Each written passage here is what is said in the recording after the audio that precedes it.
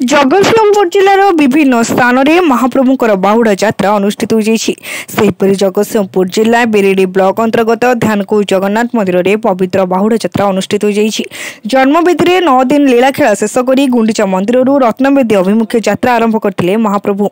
यह अवसर में आयोजित कार्यक्रम में प्रमोद कुमार नंदी ठाकुर राजा भाव जोगदे छेरा पहरा करने पर रथटଣା आरंभ होता।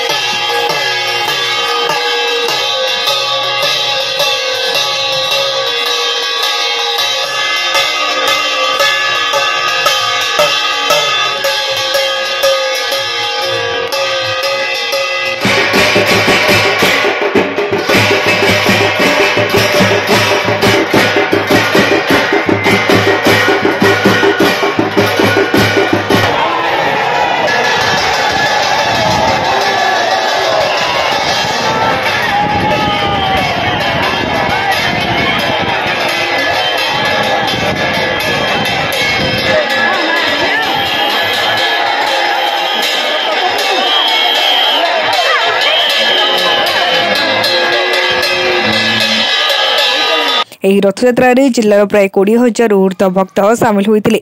ଭକ୍ତ ଓ ଭଗବାନଙ୍କର ମିଳନକୁ ନେଇ ଭକ୍ତମାନେ ବେଶ ଉତ୍ସାହିତ ଥିବା ଦେଖାଯାଇଛି।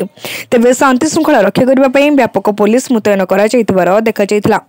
ସମସ୍ତେ ଉତ୍ସାହିତ पारंपरिक आप देखिपे समस्ते उत्साहित ये आनंदर दिन प्रभु कार्य भक्त जी उत्साहित प्रभु निजे उत्साहित आज भक्तों मेल समस्त देखिए आमको उत्साहित लगुच आमको सेवायत उत्साहित लगुच ये प्रभु कार्य कौ जन्म कौन करूँ प्रभु कार्य कर सुजोग पाइछु तेणुक बहु आनंदित बाहुड़ा यात्रा कर बड़ देउल को आर आनंद एवं यही रथ जी देखुची जो मैंने ठाकुर को नहीं कि आसती बड़ देउल इठिकी टाणती कौटी गुंडीचा मंदिर पुणी बड़ देउल को नहीं गला जो 84 जन्मर सार्थक हुए एवं आमर कथार अच्छी 84 जन टाणिले मुक्ति लाभ करे।